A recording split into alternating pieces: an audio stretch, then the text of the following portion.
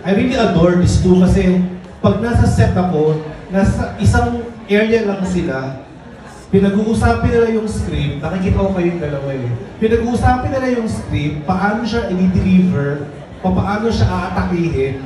They talk about the scene. I mean, those are the traits of professional actors eh.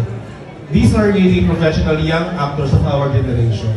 Mahusay sila, and they always support each other, hindi sila naghihiwalay. Kahit sa pagkain, gustuhan pa yun. Hindi na sila co-actors. Sweet naman talaga sila. Kaya nga nag-post ako dati, Francet is love. Kasi ang sarap, nakakakilig silang panoorin. As young actors, I mean, nakakakilig. Alam mo yung sa edad ko ito, 44 na ako, nakakita ko sila, Direk, naalala ko nung high school ako. Direk, ano pa nangyayari? Wala, yun lang. The usual lang naman, at trabaho lang naman kami. Bukod sa subukan. They support each other.